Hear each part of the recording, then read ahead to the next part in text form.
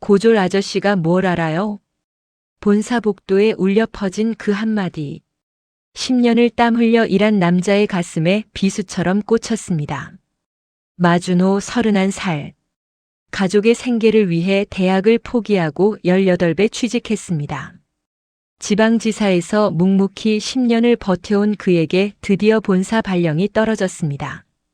하지만 그를 기다리고 있던 건 기회가 아니라 절망이었습니다. 사장 딸 정리나. 그녀는 학력을 무기로 준호를 짓밟았습니다. 심부름, 비웃음, 그리고 끝없는 무시. 아무도 막지 않았습니다. 권력 앞에서 정의는 침묵했습니다. 그리고 어느 날 회사의 운명이 걸린 계약서 한 장이 준호의 손에 떨어집니다. 그 안에 숨겨진 치명적인 함정. 모두가 놓친 그 진실을 발견한 순간 준호는 선택의 기로에 섭니다. 침묵할 것인가? 아니면 용기를 낼 것인가? 학력이 전부가 아니라는 것. 진짜 실력은 화려한 스펙이 아니라 묵묵한 성실함에서 나온다는 것. 한 남자가 증명해 보인 감동의 역전 드라마. 지금부터 그 긴 여정을 따라가 보겠습니다. 그 전에 잠깐 이 영상이 마음에 드셨다면 구독과 좋아요 부탁드립니다. 여러분의 생각과 경험도 댓글로 남겨주세요. 여러분의 이야기 하나하나가 또 다른 변화를 만듭니다. 그럼 지금부터 오늘의 이야기 속으로 함께 들어가 볼까요? 마준호는 사무실 창밖을 바라보았습니다. 지방지사 건물 너머로 낮은 구릉이 펼쳐져 있었습니다. 그가 이곳에 처음 왔을 때도 저 언덕은 똑같은 모습이었습니다. 10년이라는 시간이 흘렀지만 변한 건 자신뿐이었는지도 모릅니다. 책상 위에 놓인 발령 통지서를 다시 펼쳐보았습니다. 본사 복귀 발령. 간결한 문장이었지만 그 안에 담긴 의미는 결코 가볍지 않았습니다. 준호는 손으로 종이를 천천히 접었습니다. 18살 고등학교를 졸업하던 봄날이 문득 떠올랐습니다. 대학 입학을 앞둔 친구들이 캠퍼스 이야기로 떠들던 교실. 준호는 그 옆에서 취업 공고를 뒤적이고 있었습니다. 어머니는 몸이 약했습니다. 고등학교 2년 내내 병원을 오가셨습니다. 준호보다 6살, 9살 어린 남동생과 여동생은 아직 학교를 다녀야 했습니다. 누군가는 돈을 벌어야 했습니다. 그 누군가는 당연히 장남인 자신이었습니다. 준호야, 미안하다. 어머니는 그렇게 말씀하셨습니다. 준호는 고개를 저었습니다. 괜찮아요, 엄마. 저 일 잘할 수 있어요. 거짓말은 아니었습니다. 일을 못할 거라고 생각하지 않았습니다. 다만 자신이 없었던 건 어른들 사이에서 어떻게 살아남을지였습니다. 입사 후 배치받은 곳은 지방지사였습니다. 본사에서 차로 3시간 거리. 작은 사무실에 직원은 10명 남짓. 준호는 그곳에서 가장 어린 막내였습니다. 첫날 김 과장이라는 선배가 그에게 말했습니다. 여기선 내가 배울 게 많을 거다.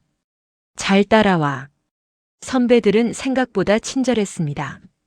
업무를 가르쳐 주었습니다. 자격증 공부를 시켜 주었습니다. 영어 회화 학원비를 보태주기도 했습니다. 퇴근 후 남아서 준호에게 계약서 읽는 법을 알려준 선배도 있었습니다. 준호야, 고졸이라고 기죽을 필요 없어. 중요한 건 내가 얼마나 배우려고 하느냐야. 이 과장의 말이었습니다. 준호는 그 말을 마음에 새겼습니다. 새벽같이 출근해 사무실을 정리했습니다. 거래처 전화가 오면 메모를 꼼꼼히 했습니다. 계약서를 읽고 또 읽으며 조항 하나하나를 이해하려 애썼습니다. 한 달에 한 번 월급이 들어오면 준호는 대부분을 집으로 보냈습니다. 자신이 쓸 돈은 최소한만 남겼습니다. 어머니는 전화로 말씀하셨습니다. 준호야, 너도 좀 써. 저는 괜찮아요. 동생들 학원비 내세요. 그렇게 2년이 흘렀습니다. 3년이 지났습니다.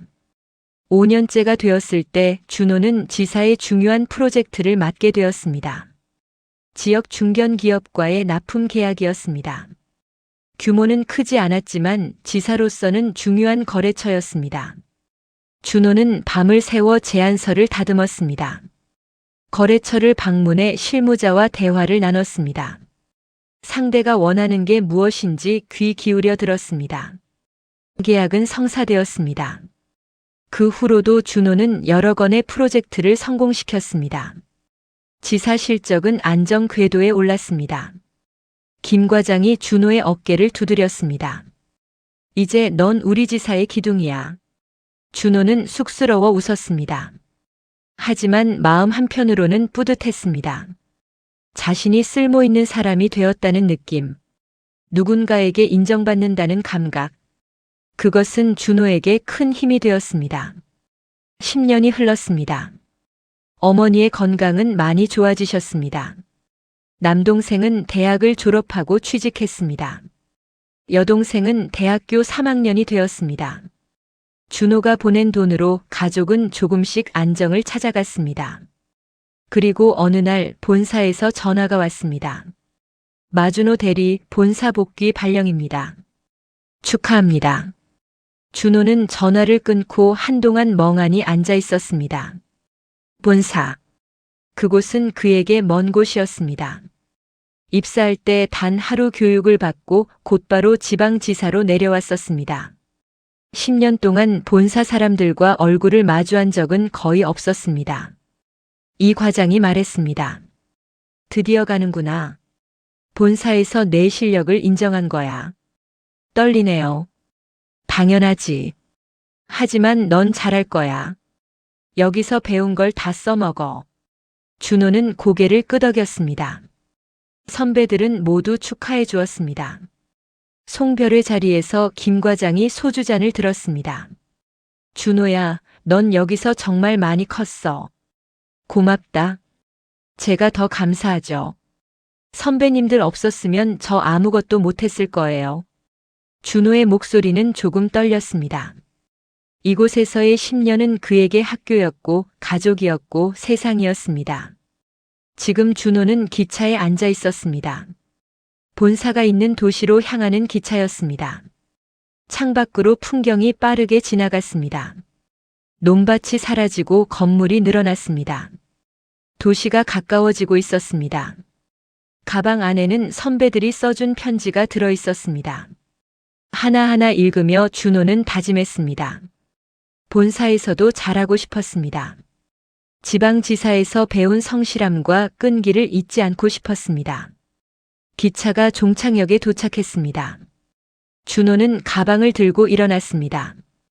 플랫폼에 내려서자 차갑고 빠른 공기가 느껴졌습니다. 사람들은 모두 바쁘게 걸었습니다. 지방 도시와는 다른 속도였습니다. 회사 건물은 완전히 새로 지어져 있었습니다. 10년 전 기억 속의 낡은 건물은 온데간데 없었습니다. 유리와 금속으로 된 고층 빌딩. 준호는 건물 앞에 서서 고개를 들었습니다. 건물은 높았습니다. 하늘이 멀게 느껴졌습니다. 로비로 들어갔습니다. 대리석 바닥이 반짝였습니다. 안내 데스크 직원이 미소를 지었습니다.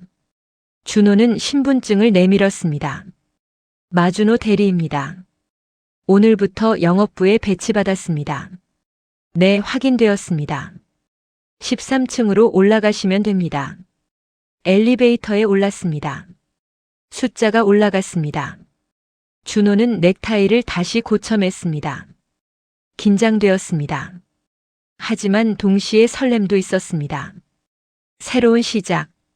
그것은 언제나 두려우면서도 기대되는 일이었습니다. 13층. 문이 열렸습니다. 복도는 넓고 밝았습니다. 영업부라고 쓰인 유리문 너머로 사람들이 보였습니다. 준호는 깊게 숨을 들이쉬었습니다. 그리고 문을 열고 안으로 들어갔습니다. 새로운 10년이 시작되는 순간이었습니다. 영업부 사무실은 생각보다 컸습니다. 책상이 정갈하게 배치되어 있었습니다. 직원들은 각자 모니터를 보며 일하고 있었습니다. 준호가 들어서자 몇몇 사람이 고개를 들었습니다. 시선이 느껴졌습니다. 호기심 반, 무관심 반. 부장실 문을 두드렸습니다.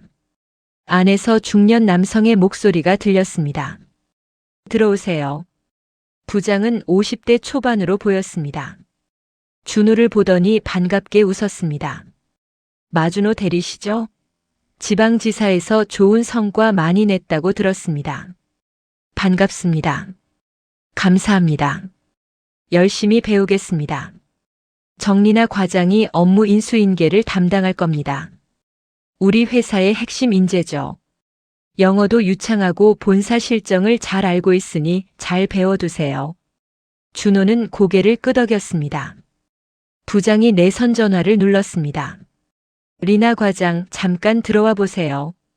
잠시 후 문이 열렸습니다.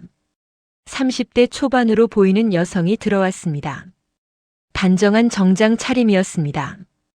그녀는 준호를 한번 훑어보더니 부장을 봤습니다. 부르셨습니까? 네. 지방지사에서 올라온 마준호 대리입니다. 앞으로 리나 과장이 업무를 가르쳐 주세요. 정리나는 준호를 다시 봤습니다. 표정이 묘했습니다. 준호는 정중히 인사했습니다. 마준호입니다. 잘 부탁드립니다. 정리나예요. 대답은 짧았습니다. 악수를 청하지도 않았습니다. 부장은 눈치채지 못한 듯 말을 이었습니다. 그럼 리나 과장이 자리 안내해드리고 오늘은 간단히 업무 파악만 하세요. 준호는 리나를 따라 사무실로 나왔습니다. 그녀는 사무실 구석 자리를 가리켰습니다. 창문에서도 멀고 복사기 옆이었습니다. 여기 앉으시면 돼요. 네, 감사합니다. 준호는 가방을 내려놓고 자리에 앉았습니다. 리나는 팔짱을 끼고 그를 내려다봤습니다. 지방지사에서 오셨다고요? 네, 10년 근무했습니다. 학력은요? 질문이 갑작스러웠습니다. 준호는 잠시 망설이다 대답했습니다. 고등학교 졸업입니다. 리나의 입꼬리가 살짝 올라갔습니다. 비웃음 같았습니다. 아, 그러시구나. 본사는 처음이시죠? 네. 여긴 지방이랑 달라요. 다들 바쁘거든요. 실수하시면 안 돼요. 명심하겠습니다. 리나는 더 이상 말하지 않고 자기 자리로 돌아갔습니다. 준호는 컴퓨터를 켰습니다. 주변 직원들이 힐끗힐끗 쳐다봤습니다. 아무도 말을 걸지 않았습니다. 점심시간이 되었습니다. 직원들이 삼삼오오 나갔습니다. 준호는 어디로 가야 할지 몰라 자리에 앉아 있었습니다. 리나가 지나가다 말했습니다. 식당은 3층이에요. 알아서 가세요. 그리고 다른 직원들과 함께 나가버렸습니다. 준호는 혼자 식당으로 갔습니다. 밥을 먹고 돌아오니 책상 위에 서류 더미가 놓여 있었습니다. 포스트잇이 붙어 있었습니다. 복사 30부씩. 정리나.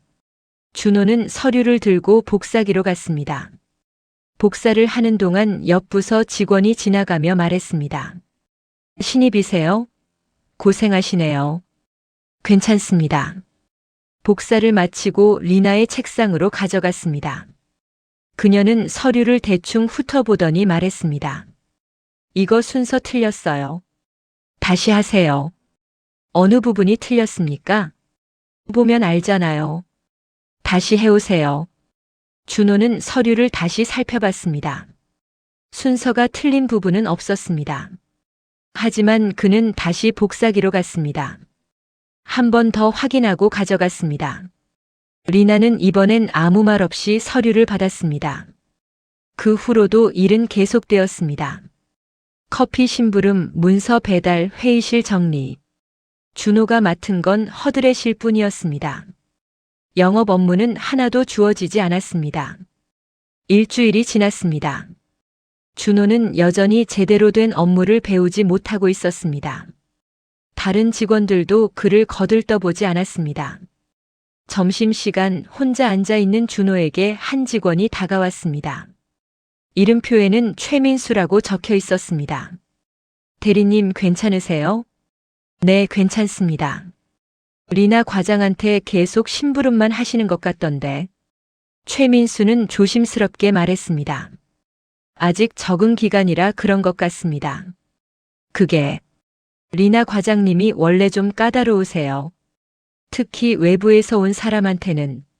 준호는 최민수를 봤습니다. 그는 계속 말했습니다. 사실 리나 과장님은 사장님 따님이세요. 그래서 다들 조심하는 편이에요.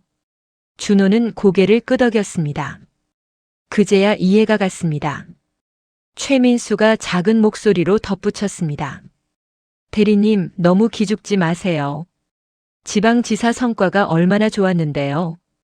고맙습니다. 최민수는 자리로 돌아갔습니다. 준호는 밥을 먹으며 생각했습니다.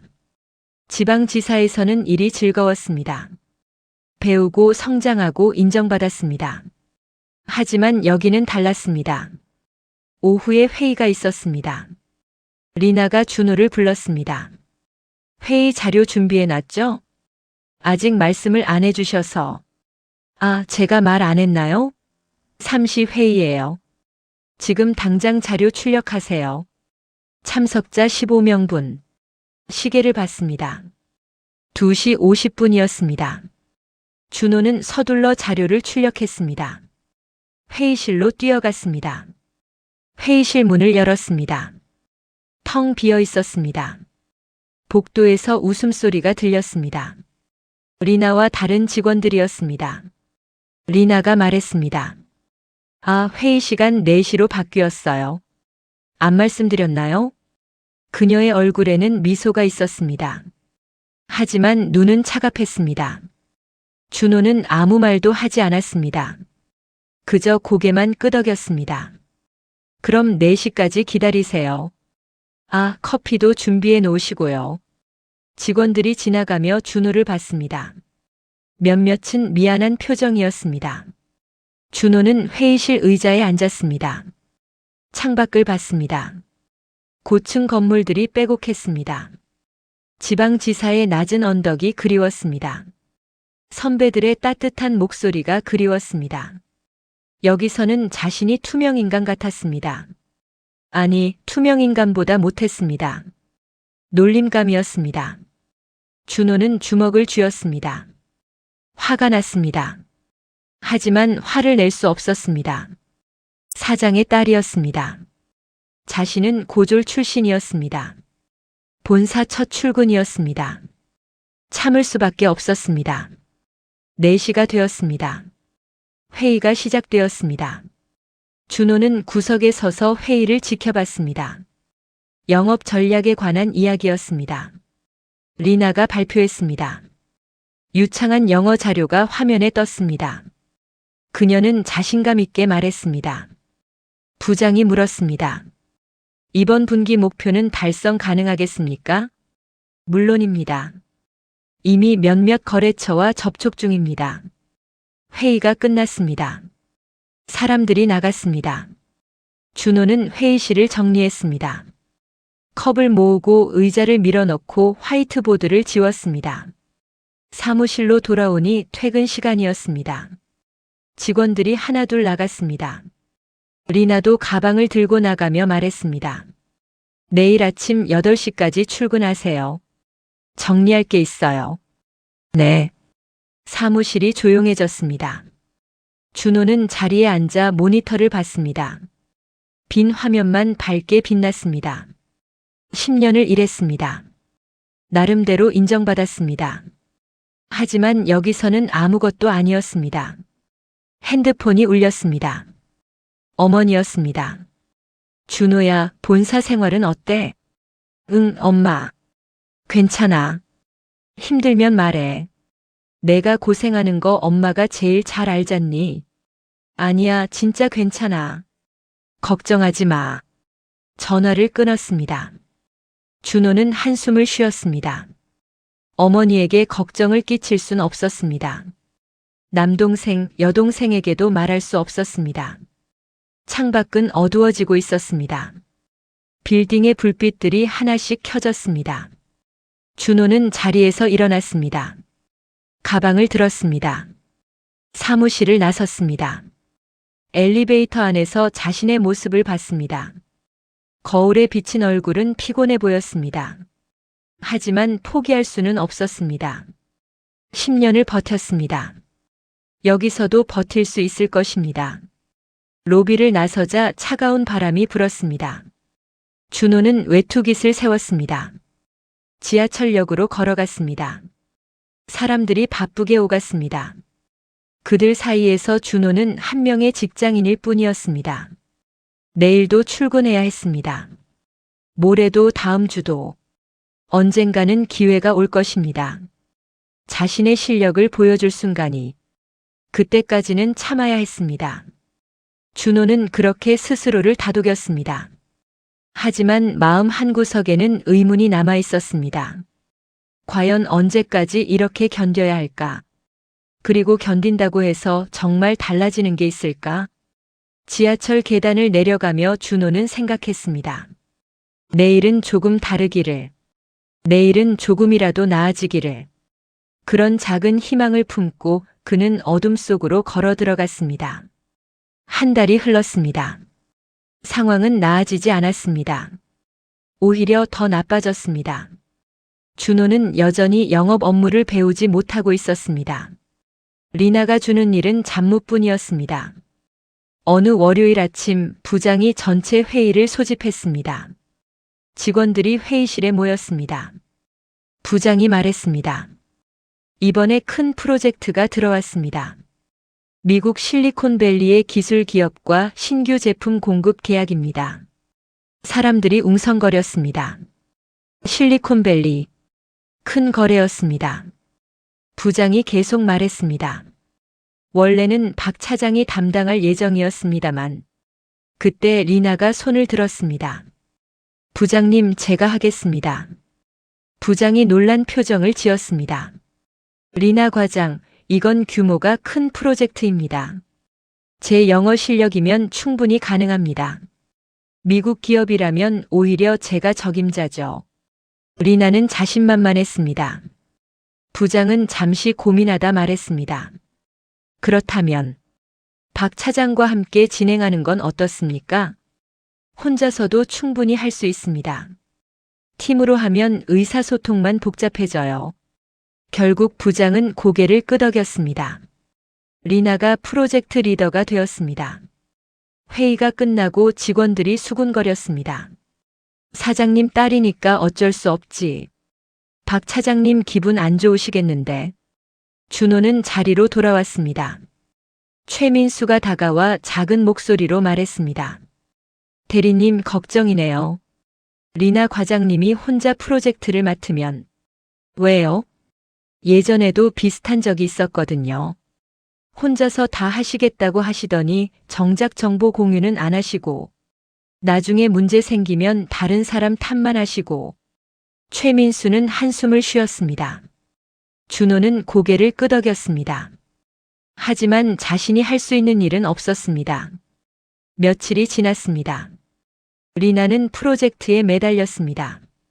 하지만 다른 직원들과는 협력하지 않았습니다. 진행 상황을 공유하지 않았습니다. 혼자 자료를 만들고 혼자 이메일을 보냈습니다. 박 차장이 물었습니다. 리나 과장, 현재 진행 상황 좀 공유해 주시겠습니까? 제가 알아서 하고 있어요. 걱정 마세요. 하지만 팀으로 일하는 게, 팀으로 하면 느려져요. 저 혼자 하는 게 빨라요. 박 차장은 더 이상 말하지 못했습니다. 사장 딸이었습니다. 함부로 말할 수 없었습니다. 준호는 여전히 심부름만 했습니다. 어느 날 리나가 서류를 던지듯 건네며 말했습니다. 이거 정리해놔요. 네. 서류를 보니 프로젝트 관련 자료였습니다. 미국 기업의 제품 사양서, 납품 일정표. 준호는 조심스럽게 읽어봤습니다. 10년간 영업을 했습니다. 계약서를 수없이 봤습니다. 그의 눈에 뭔가 이상한 점이 보였습니다. 납품 조건이 애매했습니다. 설치 비용에 대한 명확한 언급이 없었습니다. 하지만 준호는 아무 말도 하지 않았습니다. 자신이 프로젝트에 참여하는 것도 아니었습니다. 괜히 말했다가 또 무시당할 뿐이었습니다. 2주일이 더 지났습니다. 리나는 미국으로 출장을 갔습니다. 직접 협상하러 간다고 했습니다. 사무실은 조금 평화로워졌습니다. 그녀가 없는 동안만큼은 준호는 그 시간에 업무 자료를 혼자 공부했습니다. 회사의 제품 카탈로그, 과거 계약서 샘플, 영업 매뉴얼. 배울 수 있는 건 혼자라도 배워야 했습니다. 최민수가 점심시간에 말했습니다. 대리님 혼자 공부하시네요. 할 일이 없어서요. 리나 과장님이 대리님한테 너무 심한 것 같아요. 다들 그렇게 생각해요. 괜찮습니다. 하지만 준호는 고개를 저었습니다. 최민수는 더 이상 말하지 않았습니다. 사흘 후 리나가 돌아왔습니다. 그녀의 표정은 묘하게 흥분되어 있었습니다. 사무실로 들어오자마자 부장실로 갔습니다. 잠시 후 부장실에서 나와 직원들을 모았습니다.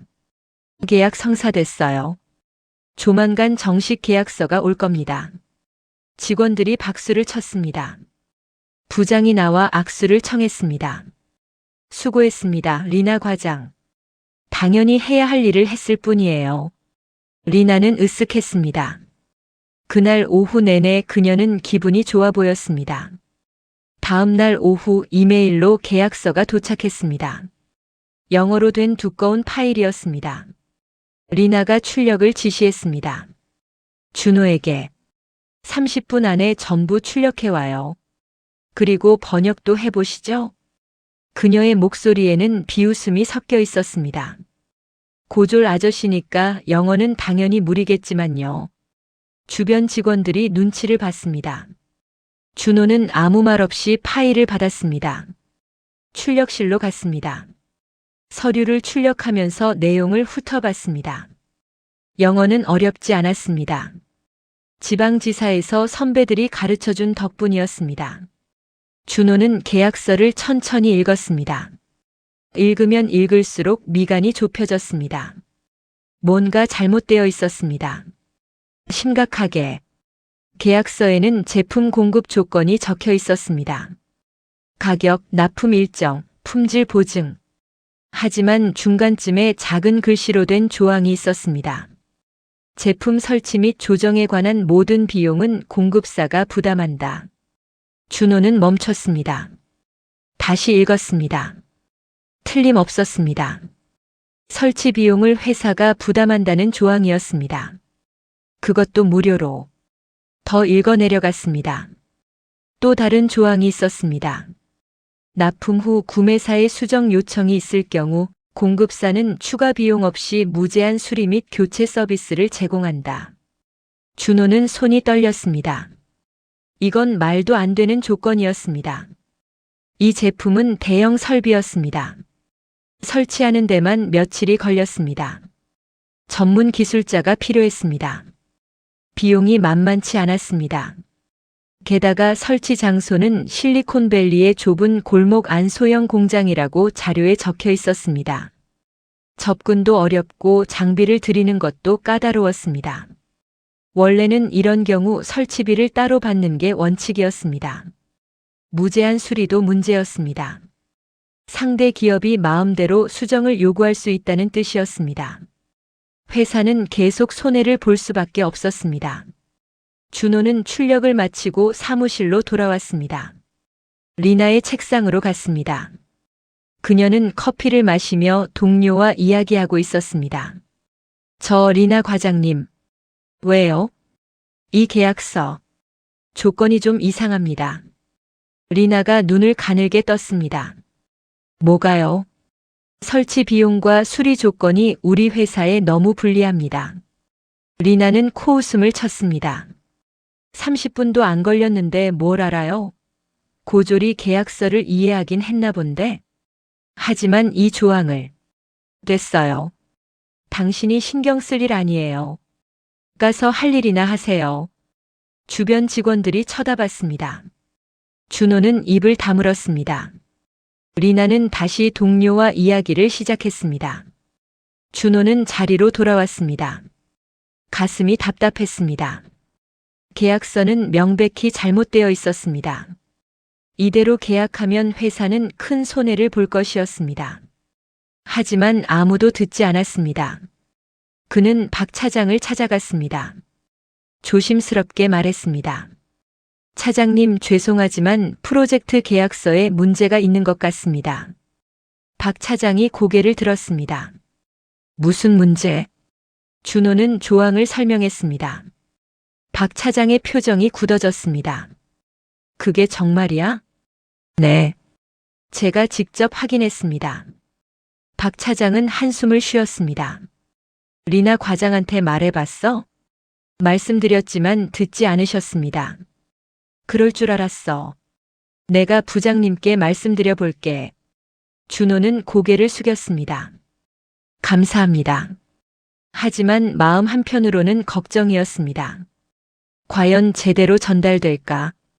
그리고 리나가 자신을 어떻게 대할까? 퇴근 시간이 되었습니다. 준호는 책상을 정리하며 생각했습니다. 자신이 할 수 있는 건 여기까지였습니다. 이제는 윗사람들이 판단할 일이었습니다. 하지만 불안했습니다. 계약서는 내일이면 정식 서명될 예정이었습니다. 시간이 없었습니다. 사무실을 나서는데 최민수가 따라왔습니다. 대리님, 잘하셨어요. 누군가는 말해야 했어요. 하지만 들어줄까요?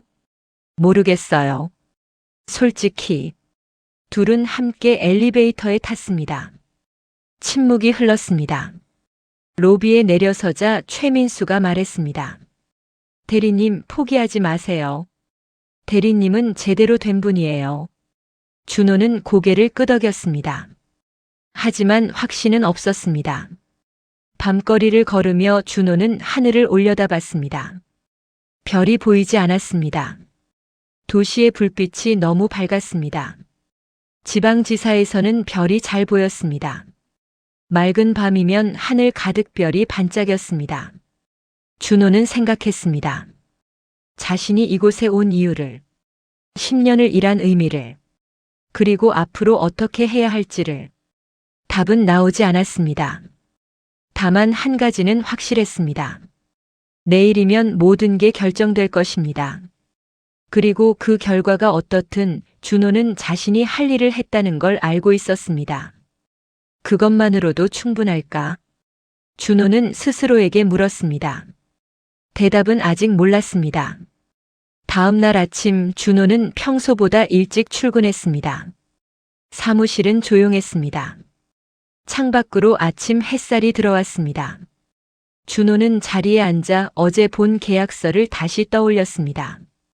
8시가 되자 직원들이 하나둘 출근했습니다. 박 차장이 준호를 봤습니다. 고개를 끄덕였습니다. 뭔가 이야기가 있다는 신호였습니다. 9시 부장실 문이 열렸습니다. 부장이 나와 리나를 불렀습니다. 그리고 박 차장도 함께 들어가라고 했습니다. 리나의 표정이 굳어졌습니다. 10분쯤 지났을까? 부장실에서 큰 목소리가 들렸습니다. 리나의 목소리였습니다. 하지만 내용은 들리지 않았습니다. 직원들이 서로 눈치를 봤습니다. 30분 후 부장실 문이 열렸습니다. 리나가 먼저 나왔습니다. 얼굴이 창백했습니다. 그녀는 곧장 자기 자리로 가서 앉았습니다. 고개를 숙인 채 박 차장이 나와 준호를 봤습니다. 마 대리, 부장님이 찾으십니다. 준호는 긴장하며 부장실로 들어갔습니다. 부장은 책상에 계약서를 펼쳐놓고 있었습니다. 앉으세요. 준호는 의자에 앉았습니다. 부장이 말했습니다. 어제 박 차장한테 들었습니다. 계약서 문제점 지적한 거. 네. 직접 확인해 봤습니다. 마 대리 말이 맞습니다. 이대로 계약하면 회사 손해가 막심합니다. 부장은 한숨을 쉬었습니다. 리나 과장은 이 조항을 제대로 읽지도 않고 넘어갔다고 하더군요. 상대 기업이 제시한 대로 그냥 받아들였다고. 준호는 아무 말도 하지 않았습니다. 부장이 계속 말했습니다. 마 대리, 이 계약 재협상할 수 있겠습니까? 제가요? 네. 박 차장이 추천했습니다. 지방지사에서 10년간 계약 업무 담당했다고, 실력이 검증됐다고. 준호는 잠시 생각했습니다. 그리고 대답했습니다. 해보겠습니다. 부장이 고개를 끄덕였습니다. 감사합니다. 오늘 중으로 상대 기업과 연락해서 일정 잡으세요. 필요한 건 뭐든 지원하겠습니다. 준호는 부장실을 나왔습니다. 리나가 고개를 들어 그를 봤습니다. 눈빛이 복잡했습니다. 분노, 수치심, 그리고 뭔가 다른 감정. 준호는 자리로 돌아와 곧바로 일을 시작했습니다. 먼저 계약서를 꼼꼼히 분석했습니다. 문제가 되는 조항들을 정리했습니다. 그리고 대안을 마련했습니다. 점심시간 최민수가 다가왔습니다. 대리님 축하드려요. 드디어 제대로 된 일을 맡으셨네요. 고마워요. 잘할 수 있을지 모르겠네요. 잘하실 거예요. 대리님이면 할 수 있어요. 오후에 준호는 상대 기업과 화상회의를 잡았습니다. 시차 때문에 저녁 시간이었습니다. 준호는 자료를 준비했습니다. 영어로 설명할 내용을 정리했습니다. 저녁 6시 회의실에 들어갔습니다. 박 차장과 부장도 함께 했습니다. 화면에 미국 쪽 담당자들이 나타났습니다. 준호는 정중하게 인사했습니다. 영어는 유창했습니다. 지방지사에서 선배들과 연습한 결과였습니다. 안녕하세요. 저는 마준호입니다. 계약 조건에 대해 다시 논의하고 싶습니다. 상대 담당자가 웃었습니다. 조건에 문제가 있습니까? 솔직히 말씀드리면 몇 가지 조항이 저희에게 너무 불리합니다. 준호는 차분히 설명했습니다. 설치 비용 조항, 무제한 수리 조항. 그리고 왜 이것이 비현실적인지 구체적인 예를 들어 말했습니다. 상대 담당자들이 서로 쳐다봤습니다. 한 명이 말했습니다. 사실은 저희도 그 조항이 받아들여질 줄 몰랐습니다. 네. 처음엔 협상용으로 넣은 조항이었습니다. 당연히 귀사에서 수정 요청이 올 거라고 생각했죠. 그런데 그대로 수락하셨습니다. 준호는 순간 말문이 막혔습니다. 상대 담당자가 계속 말했습니다. 솔직히 저희도 당황했습니다. 이런 조건을 그대로 받아들이는 회사라니. 신뢰에 의문이 생겼습니다. 준호는 깊게 숨을 들이쉬었습니다. 그리고 말했습니다. 죄송합니다. 저희 쪽 실수였습니다. 이번 계약은 양측 모두에게 공정해야 합니다. 준호는 수정안을 제시했습니다. 설치 비용은 별도 책정. 수리는 보증기간 내에서 합리적 범위로 제한. 상대 측은 고개를 끄덕였습니다. 이게 맞는 거죠. 이렇게 협상이 진행되어야 합니다. 회의는 1시간 넘게 이어졌습니다. 조항 하나하나를 다시 검토했습니다. 양측이 납득할 수 있는 선에서 합의점을 찾았습니다. 마지막으로 상대 담당자가 말했습니다. 준호 씨, 당신과 일하니까 신뢰가 생깁니다. 앞으로도 이렇게 일합시다. 감사합니다. 화면이 꺼졌습니다. 부장이 준호의 어깨를 두드렸습니다. 정말 잘했습니다. 계약이 제대로 살았어요. 박 차장도 웃었습니다. 역시 실력이 있으니까 다르네요. 준호는 쑥스러워 고개를 숙였습니다. 다음 날 수정된 계약서가 도착했습니다. 양측이 서명했습니다. 정식 계약이 체결되었습니다. 영업부의 안도의 분위기가 흘렀습니다. 부장이 전체 회의를 소집했습니다. 이번 계약은 마준호 대리 덕분에 무사히 마무리되었습니다. 모두 박수 부탁합니다. 직원들이 박수를 쳤습니다. 준호는 일어나 인사했습니다. 최민수가 엄지를 치켜 세웠습니다. 회의가 끝나고 준호는 자리로 돌아왔습니다. 리나가 멀리서 그를 봤습니다. 시선이 마주쳤습니다. 리나는 고개를 돌렸습니다. 점심시간 준호는 혼자 식당으로 갔습니다. 자리에 앉아 밥을 먹는데 누군가 앞에 섰습니다. 리나였습니다. 여기 앉아도 될까요? 준호는 놀랐습니다. 고개를 끄덕였습니다. 리나가 앉았습니다. 잠시 침묵이 흘렀습니다. 리나가 먼저 입을 열었습니다. 제가 잘못했습니다. 목소리가 작았습니다. 준호는 수저를 놓았습니다. 고졸이라고 무시했어요. 지방지사 출신이라고 얕잡아 봤어요. 그게 얼마나 잘못된 생각인지 이제야 알겠어요. 리나는 고개를 숙였습니다. 대리님이 아니었으면 회사는 큰 손해를 봤을 거예요. 저 때문에. 준호는 한참을 말없이 있다가 대답했습니다. 과장님도 실수할 수 있습니다. 중요한 건 배우는 거죠. 대리님은 화나지 않으세요? 제가 그렇게 대했는데. 화났죠. 솔직히. 준호는 잠시 멈췄다가 말을 이었습니다. 하지만 저도 배웠으니까요. 어려움을 겪으면서. 리나가 고개를 들었습니다. 눈가가 붉었습니다. 대리님은 정말 대단하세요. 아니에요. 그냥 할 일을 했을 뿐입니다. 둘은 말없이 밥을 먹었습니다. 어색했지만 전과는 다른 분위기였습니다. 오후 부장이 준호를 불렀습니다. 마 대리 사장님께서 직접 만나고 싶다고 하십니다. 준호는 긴장했습니다. 사장실은 최상층이었습니다. 처음 가보는 곳이었습니다. 사장은 60대 초반이었습니다. 온화한 인상이었습니다. 앉으세요, 마 대리. 준호는 조심스럽게 앉았습니다. 사장이 말했습니다.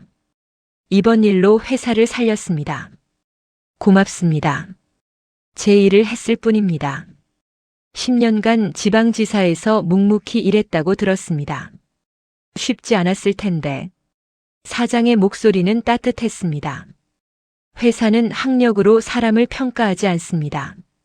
실력과 성실함으로 평가하죠. 마 대리는 그걸 증명했습니다. 준호는 가슴이 뭉클했습니다. 감사합니다. 앞으로도 잘 부탁합니다. 우리 회사의 중요한 인재입니다. 사장실을 나오며 준호는 창밖을 봤습니다. 도시가 한눈에 보였습니다. 멀리 지방지사가 있는 방향이 보이는 것 같았습니다. 저녁 퇴근하며 준호는 박 차장과 엘리베이터를 탔습니다. 마 대리 수고 많았어요. 아닙니다. 차장님이 믿어주셔서 가능했습니다. 실력 있는 사람은 알아보게 돼 있어요. 앞으로 더 큰 일 맡길 테니 준비하세요. 엘리베이터가 로비에 도착했습니다. 박 차장이 먼저 내리며 말했습니다. 참, 다음 주부터 새 프로젝트 들어옵니다. 마 대리가 메인으로 해주세요. 준호는 고개를 끄덕였습니다. 밤거리를 걷는 준호의 발걸음은 가벼웠습니다. 한 달 전과는 달랐습니다. 지하철역으로 가는 길에 편의점에 들렀습니다. 어머니께 전화를 걸었습니다. 엄마, 나야. 준호야, 밥 먹었니? 응. 엄마, 오늘 좋은 일 있었어. 그래? 무슨 일인데? 준호는 웃으며 말했습니다. 그냥 내가 할 수 있는 일을 했어. 그게 인정받았어. 우리 아들 장하다. 전화를 끊고 준호는 하늘을 올려다봤습니다. 여전히 별은 보이지 않았습니다. 하지만 괜찮았습니다. 이 도시에도 빛이 있었습니다. 그리고 그 빛 속에 준호의 자리도 있었습니다. 내일이면 또 출근할 것입니다. 새로운 프로젝트가 기다리고 있을 것입니다. 하지만 이제는 두렵지 않았습니다. 준호는 자신이 있어야 할 곳에 있다는 걸 알았습니다. 10년을 견뎌온 시간이 헛되지 않았습니다. 그 시간이 준호를 만들었습니다. 그리고 이제 새로운 10년이 시작될 것입니다.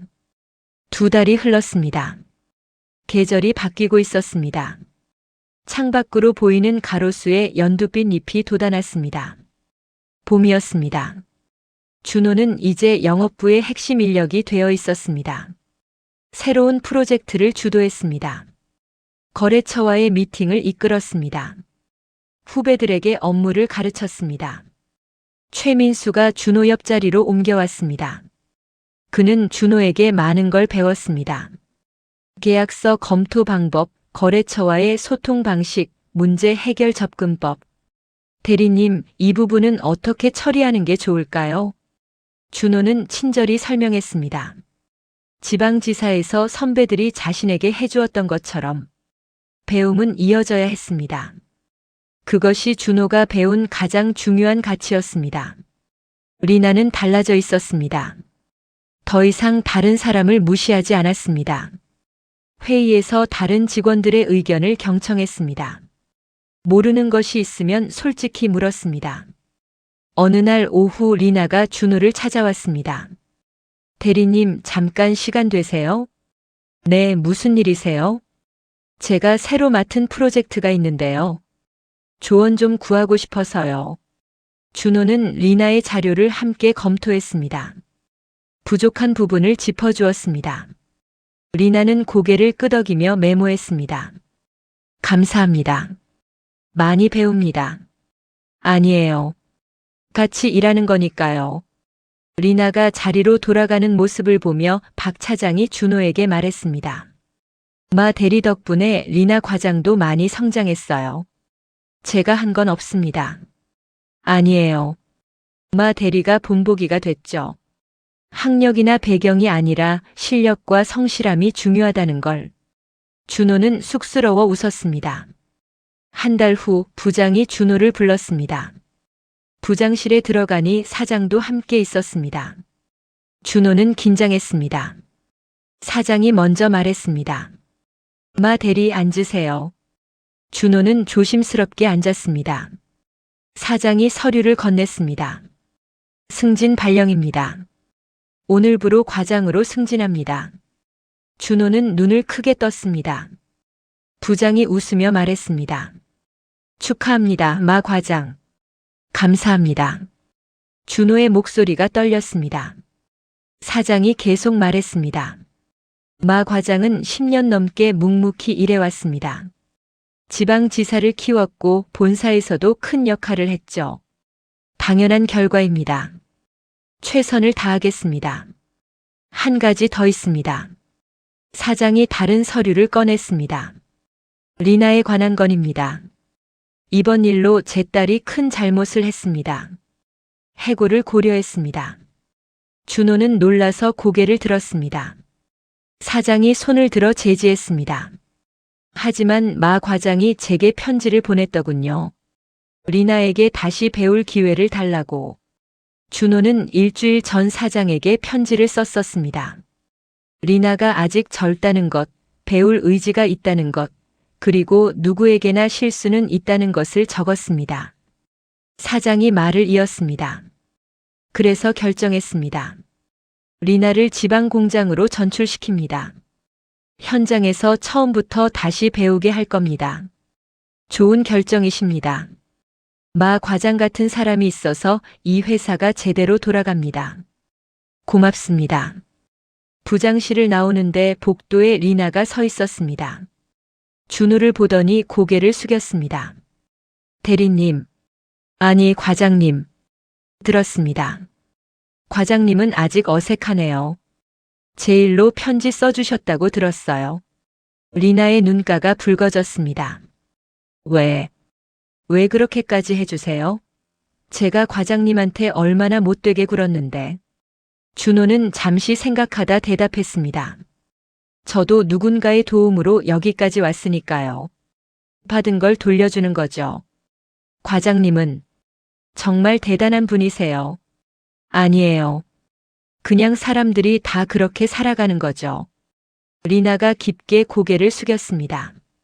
지방 공장에서 열심히 배우겠습니다. 그리고 언젠가 과장님처럼 되고 싶어요. 잘할 거예요. 과장님은 똑똑하니까. 리나는 고개를 들었습니다. 처음으로 진심 어린 미소를 지었습니다. 다음 주 영업부에서 준호의 승진 축하 자리가 열렸습니다. 소박한 회식이었습니다. 직원들이 축하 인사를 건넸습니다. 박 차장이 건배사를 했습니다. 마 과장의 승진을 축하합니다. 실력으로 인정받은 멋진 승진입니다. 앞으로도 우리 팀을 이끌어 주세요. 감사합니다. 여러분과 함께여서 가능했습니다. 최민수가 말했습니다. 과장님, 저도 과장님처럼 되고 싶어요. 민수 씨는 이미 잘하고 있어요. 계속 그렇게만 하세요. 저녁이 끝나고 집으로 가는 길. 준호는 지하철 창밖을 봤습니다. 어둠 속을 달리는 전철. 창문에 비친 자신의 모습이 보였습니다. 10여 년 전 18살의 자신을 떠올렸습니다. 대학 대신 취업을 선택했던 봄날. 두렵고 막막했던 그날. 하지만 포기하지 않았습니다. 지방지사에서 보낸 10년. 선배들의 가르침. 밤늦게까지 공부했던 시간들. 하나씩 쌓아온 경험들. 모두 헛되지 않았습니다. 본사에서의 힘겨웠던 시간들. 무시와 차별. 하지만 그것도 견뎌냈습니다. 그리고 이제 여기까지 왔습니다. 전철이 역에 도착했습니다. 준호는 내려서 집으로 걸어갔습니다. 오래된 빌라 3층. 작은 원룸이었지만 준호에게는 소중한 공간이었습니다. 문을 열고 들어가 불을 켰습니다. 책상 위에 가족 사진이 놓여 있었습니다. 어머니, 남동생, 여동생, 그리고 준호. 몇 년 전 찍은 사진이었습니다. 준호는 핸드폰을 꺼내 어머니께 전화를 걸었습니다. 엄마, 나야. 준호야, 무슨 일이니? 엄마, 나 승진했어. 전화기 너머로 어머니의 울먹이는 소리가 들렸습니다. 우리 아들. 정말 고생 많았다. 자랑스럽다. 엄마 덕분이야. 엄마가 키워줘서 여기까지 왔어. 아니야. 내가 노력한 거지. 내가 포기하지 않은 거야. 준호도 눈시울이 붉어졌습니다. 엄마, 이제 좀 더 여유 있게 살게 해줄게. 그런 거 신경 쓰지 마. 넌 내 인생 잘 살아라. 그게 엄마가 바라는 거야. 전화를 끊고 준호는 창밖을 봤습니다. 밤하늘에 별 하나가 반짝이고 있었습니다. 도시에서 보기 드문 별이었습니다. 지방지사에서 보던 그 별들이 생각났습니다. 선배들의 얼굴이 떠올랐습니다. 준호는 내일 지사에 전화를 해야겠다고 생각했습니다. 승진 소식을 전하고 안부를 묻고 감사를 전해야 했습니다. 책상에 앉아 일기를 썼습니다. 오랜만이었습니다. 지방지사에 있을 때는 매일 썼었는데 본사에 와서는 여유가 없었습니다. 오늘 승진했다. 과장이 되었다. 10년이 넘는 시간이 걸렸다. 쉽지 않았다. 포기하고 싶은 순간도 많았다. 하지만 견뎠다. 그리고 여기까지 왔다. 나를 도와준 모든 분들께 감사하다. 앞으로도 최선을 다하며 살고 싶다. 배운 것을 나누며 살고 싶다. 일기를 덮고 준호는 잠자리에 들었습니다. 내일이면 다시 출근할 것입니다. 과장으로서의 첫 출근. 새로운 책임이 기다리고 있을 것입니다. 하지만 두렵지 않았습니다.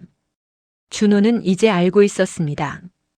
어떤 어려움이 와도 견딜 수 있다는 것을, 포기하지 않으면 길이 열린다는 것을, 학력이 전부가 아니라는 것, 배경이 전부가 아니라는 것, 중요한 건 실력과 성실함, 그리고 포기하지 않는 마음이라는 것. 10년 전에 자신에게 말해주고 싶었습니다. 괜찮다고. 내가 가는 길이 맞다고. 힘들어도 계속 걸으라고. 그리고 지금의 자신에게도 말했습니다. 여기서 멈추지 말라고. 더 배우고 더 성장하고 더 많은 사람을 도우라고. 창밖으로 봄바람이 불어왔습니다. 커튼이 살랑거렸습니다. 준호는 눈을 감았습니다. 마음이 평온했습니다. 봄이었습니다. 새로운 시작의 계절이었습니다. 준호의 봄은 이제 막 시작되고 있었습니다. 그리고 그 봄은 아름다울 것입니다. 왜냐하면 준호는 알고 있었으니까요. 추운 겨울을 견뎌낸 사람만이 봄의 따뜻함을 진정으로 느낄 수 있다는 것을. 그리고 그 봄은 혼자만의 것이 아니라 함께 나눠야 하는 것이라는 것을. 내일이면 또 해가 뜰 것입니다. 준호는 그 해를 맞이할 준비가 되어 있었습니다. 새로운 하루를, 새로운 도전을, 새로운 배움을. 그렇게 준호의 이야기는 끝이 아닌 새로운 시작으로 이어졌습니다. 영상이 마음에 드셨다면 구독과 좋아요 부탁드립니다. 그리고 여러분의 이야기를 댓글로 들려주세요. 당신의 한마디가 또 다른 변화를 만듭니다.